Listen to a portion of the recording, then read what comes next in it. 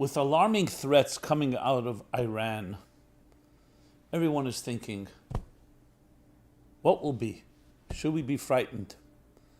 Will there be a larger war? Will America get involved? And how will it impact Israel?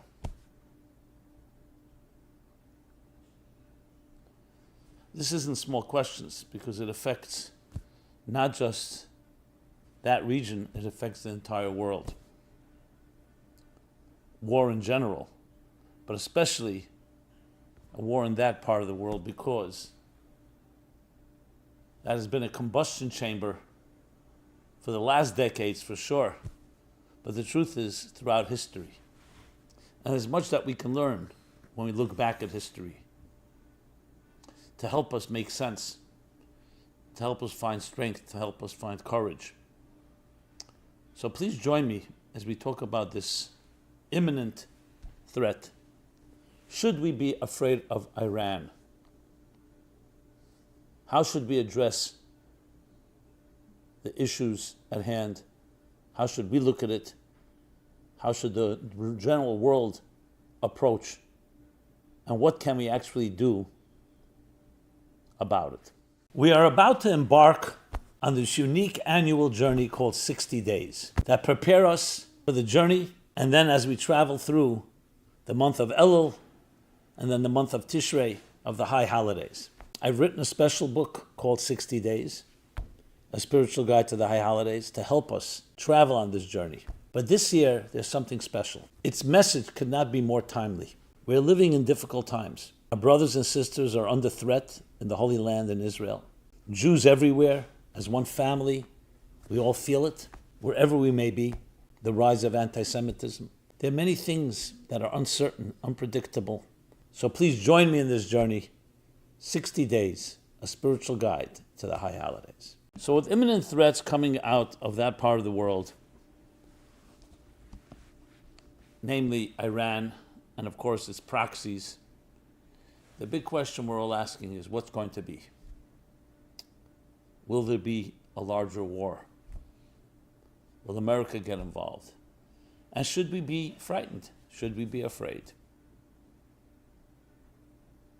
I mean, when a country like Iran, that is well armed, threatens, and it's not just a threat, we know a little while back they actually shot over 300 missiles and drones to Israel, and they are behind those proxies, Hezbollah, Hamas, and the Houthis and all the others that they use to do their dirty work. So it's not just an empty threat. And of course, these issues have been simmering, even more than simmering, for quite a while. It's not just the assassination of the leader of Hamas or the assassination of one of the major commanders of Hezbollah. It's ongoing. It's not due to some one act. There's a fundamental hatred and call for the, God forbid, the destruction of the Jewish land, the Jewish people, and Israel, as Iran has clearly stated. It's dictated in the constitution of Hamas, so should anyone think that these are just words, it's actually part of policy. It's like a declaration of war. And now it's come to a point where in the last week or two, the threats are, we will attack, full attack, all the different expressions. So let me begin with fear itself. What is fear? Should we be afraid? Should we not be afraid? There's a big difference between fear and being prudent. When you lock your doors at night, when you hire police or other security to protect your property or protect your business, it doesn't mean you're trembling in fear and you can't function. It doesn't mean you're cowering in fear. It's part of your strength is to do what it takes to protect yourself, your family, your business, your life from threats, from enemies. So the fact that we react to something, or we are proactive and we take the offense, doesn't necessarily mean that we're coming from weakness. And that's a critical difference in life in general. That our lives should not be driven by fear, it should be driven by strength. Strength includes doing whatever it takes to preempt or to protect against enemies, against anything that threatens us. So how does a person achieve a place that they don't get frightened, they're not afraid?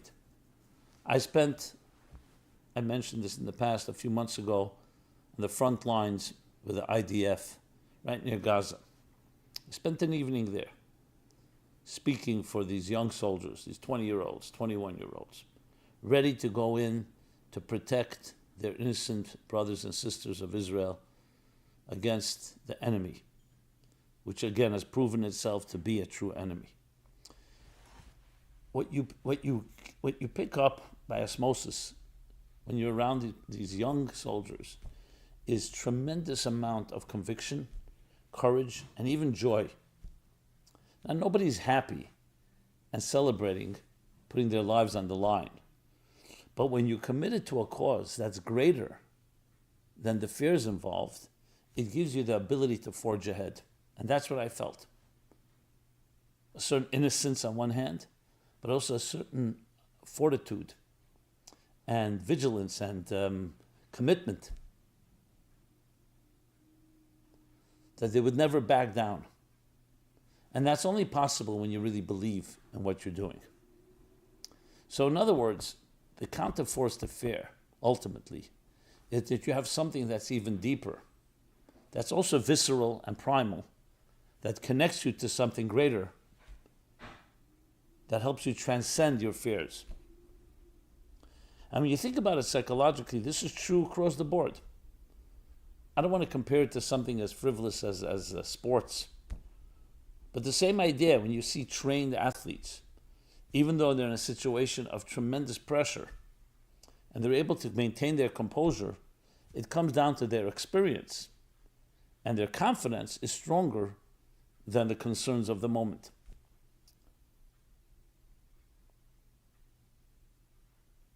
In spiritual Jewish thinking, there's an expression in Yiddish that says, when you're bound above, you don't fall below. Based on a story of an individual. His name was Rabbi Primishlan. So he visited a city, for a little town, for a Shabbat, and he wanted to go to the ritual bath, the mikveh, before the Shabbos. But it was a cold winter day, and the frost froze the mountains. With this mikveh, this ritual bath was at the bottom of a very slippery slope. So they told him that the townspeople, that people don't go to the mikveh during the winter, especially when it's so slippery, because it's dangerous. He insisted, and even though he was not a young man, he went. Two skeptics wanted to see what's going to happen. Is he going to perform a miracle? So they followed him. They barely could make it, but they saw that he walked down the slippery slope without any issue at all, went into the ritual bath, came back, all intact. They, on the other hand, one of them broke a foot, one of them slipped. So Friday night they came over to him, they said, how did you manage walking down that slippery slope? He said, when you're tied above, you don't fall below. Now what does that mean? It's like anything in life. When you go into a situation that may be dangerous or may be frightening, so if you go all alone, without resources, without tools, without confidence, of course, it can be very daunting and could hold you back.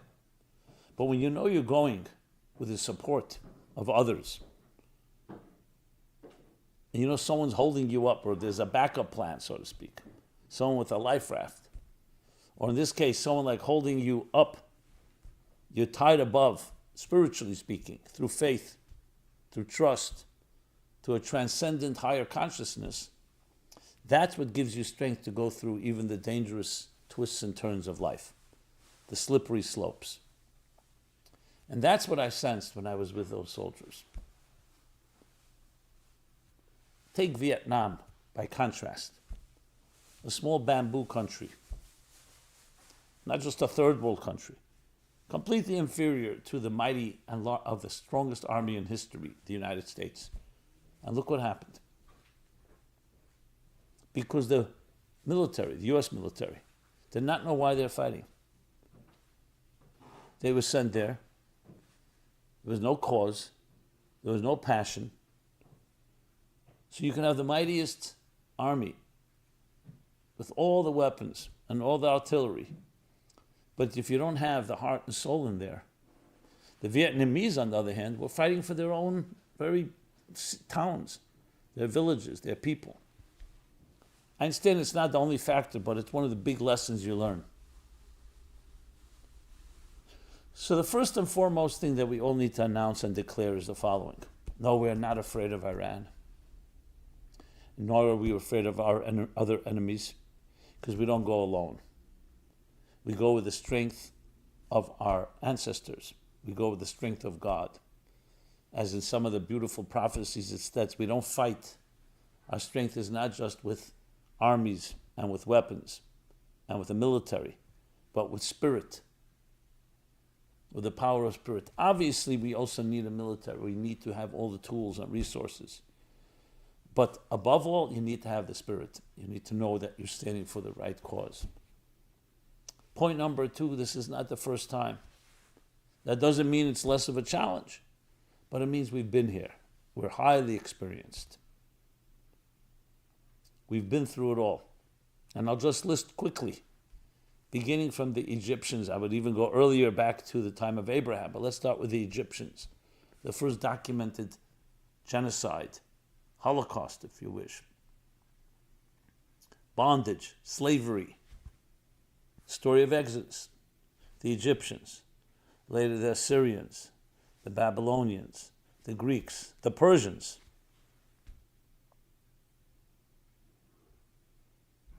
The Romans, the Ottomans, the Byzantines, maybe in the reverse order. You name it, throughout history. And of course, in the last century, we have the Holocaust, and before that, the Germans, and before that, the pogroms and the Inquisitions and the Crusaders. Where are they today? All gone. No remnant, no trace. And the Jewish people are here, and Israel is here. And all these wars have been fought over Israel and over Jerusalem. And the temple was destroyed.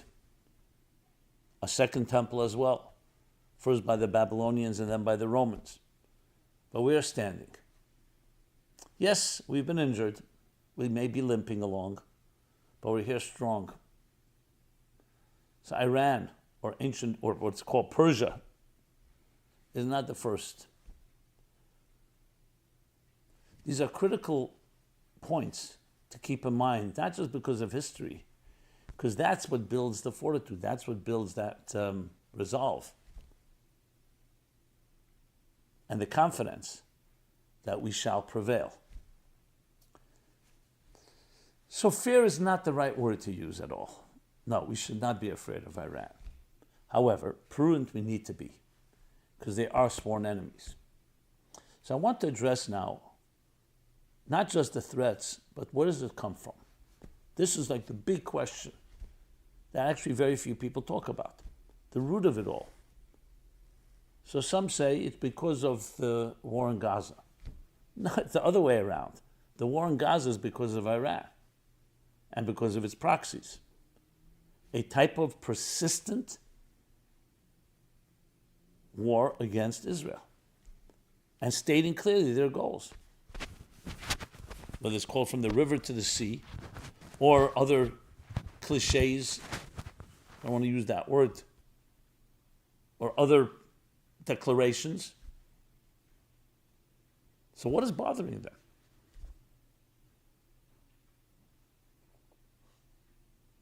What is it about the land of Israel? What is it about the Jewish people that bothers them? So this takes us back again to history.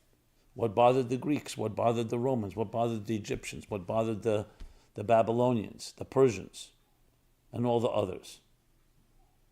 So without going into a long analysis of anti-Semitism and Jew hatred, suffice it to say that the Jews represent something very clearly in history. In the words of one of the prophets, You are my witnesses. The Jewish people are witnesses, the witnesses to divine intervention in this world. You could say to the divine plan in this world. Witnesses, starting from Abraham, who became the father of all nations, actually. Many of these empires, if not all of them, originate from Abraham or Abraham's children.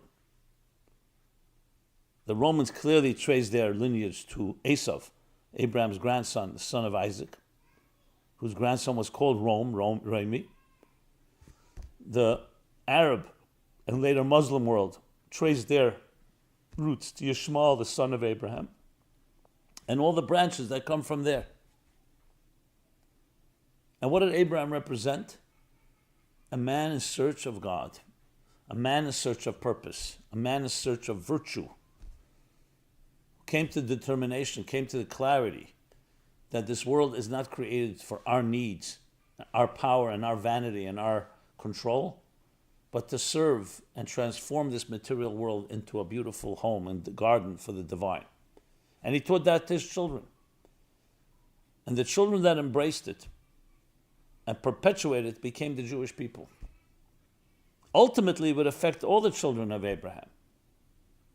And hence you have the birth of Christianity.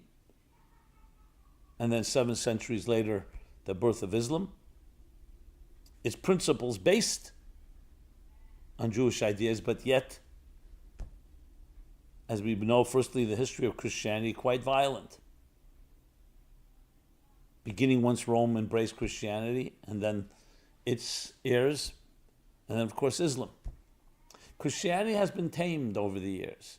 Today you have a country like the United States that has become a haven for all free people, including the Jewish people, instead of a persecutor.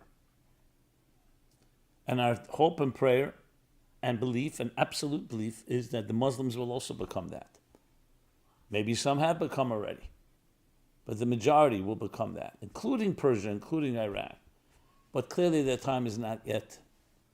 There's still wars to be fought. Not at our choice. This is something that needs to be emphasized time and again. If our enemies would lay down their arms and no longer use violence or attacks and declare peace, that we do not want the destruction of Israel. We want to live side by side with you. What do you think would happen? Overnight, you wouldn't even need to declare it. They call it a ceasefire. It actually irks me every time I hear it. More than irks. Ceasefire. As if there's two sides here. You don't need ceasefire, you just need to become civil and declare peace instead of war. Instead of making it sound like there's some type of moral equivalence here. That's how a ceasefire happens. Inevitably, instead of calling for a ceasefire, just stop calling for the destruction of Israel and stop acting that way. So the very statement itself is already a PR distortion, if you think about it. And we need to be very clear about it, because when we become ambiguous, or we even succumb to believing that false narrative, what do you think happens? You feed the cancer. So the war is also over our minds and our attitudes and our viewpoints. The story really is a religious war. It's a religious war. And Israel is considered by Muslim fundamentalists as sacrilegious, as a desecration of God who chose the Muslims. So even one sliver of land, 1 inch, is already too much.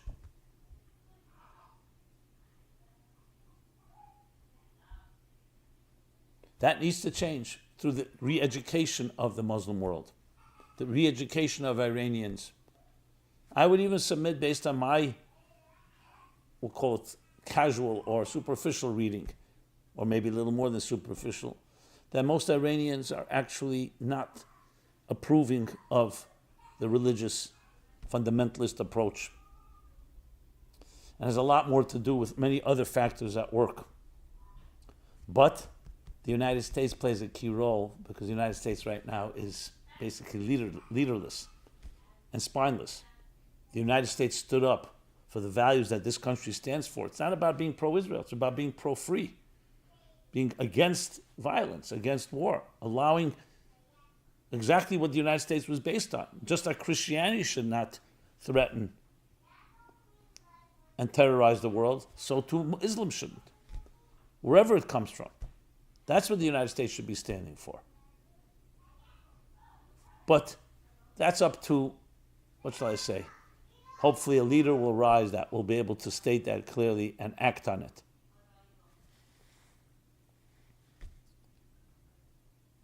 So we're dealing with actually a global issue here. Talk about clash of civilizations. It's even beyond that, because we're talking about history here. And of course, Israel stands right at the forefront, at the juncture, both historically and also geographically. So to bring it back to our key theme is, should we be afraid of Iran? The answer is absolutely no. Should we be strong? Absolutely. It's the only way to deal with this part of the world. It's the only way to deal with criminals. The only way to deal with people who are violent, who have threatened and actually acted on their violent intentions. Should it be an offense versus a defense? That's a strategic question. Very likely, yes. Sometimes the best defense is offense. And all of that adds up to, point being, that we're not on the defense in the sense we're waiting for something to happen. We have to be smart, be proactive, be preemptive, both physically, militarily, and psychologically. This is the key message. I wish there were leaders that would get up and say it unabashedly. But unfortunately, we live in a world of pandering, of politics, of polls, or just in general, lack of vision. A lack of a vision. There were some talks. Prime Minister Netanyahu spoke before the House in Congress, and there were definitely glimmers and points that I consider to be valiant and legitimate, and I'm proud of to hear. This has nothing to do with him personally, this personal attacks. Think of the themes involved here. Forget the person here. But it's not enough. It's too little. And too few, and too in between. That's a call to our leaders. But to each of us, we need to do our part, because we also believe firmly, and this has been a big part of every war as well, that the entire universe, a microcosm, is within you. Where does heaven meet earth? At your doorstep, in your home, in your life. That we need to find our clarity within ourselves and our families. Because at the end of the day, the population of this world is essentially individuals like ourselves. So we need to be strong and resolute in our beliefs, in our faith and trust. Push and demand moral clarity from our leaders, starting with our community leaders and extending outward, and acting on it. Because the spiritual war is just as important as the physical war. The spiritual war means a war of virtue, of unity versus divisiveness, of doing that and achieving that in your home, in your family, in your community, wherever possible. And that has a ripple effect. I'm talking about what each of us is capable of. We're not just sitting ducks, so to speak, and waiting for things to happen. We need to make things happen. That's what a time like this calls for. When there are threats out there, the words of Maimonides, when something happens, it's never an accident. It would be cruel to say it just happened. It's all a wake-up call for each of us, individually and collectively. And as Maimonides as well says, and one good act, and one good word, and one good thought tips the scales and brings personal and global redemption. May we merit to see this immediately, and just by the mere fact that we commit, may that energy flow forward in a butterfly effect, a ripple effect that transforms the entire world. May God protect Israel. May God protect all innocent men and women and children, wherever they may be. Protect the Jewish people from all attacks, from all threats. Eliminate the enemy once and for all. May we do our part, as I said, both on the physical and on the spiritual level. And may all this be now. The timing couldn't be more appropriate as we go from the saddest day in the calendar, Tisha B'Av, yesterday, which signifies the destruction of the temples by Babylon and Rome, and all forms of destruction, leading us into a rebirth to the point where we come to the full moon of this month, that the Talmud calls greatest holiday, together with Yom Kippur, because it's transformation of darkness into light and sadness into joy. May that be now, immediately, with a personal and global redemption. Thank you so much. This has been Simon Jacobson. MeaningfulLife.com is our website where you can find this and many other materials. Please subscribe to our offerings, to our YouTube channel, and please share. And I'd love to hear your thoughts, feedbacks, and comments. Be well and be blessed. This program is brought to you by the Meaningful Life Center. Please help us continue our programs. Make even a small contribution at meaningfullife.com/donate.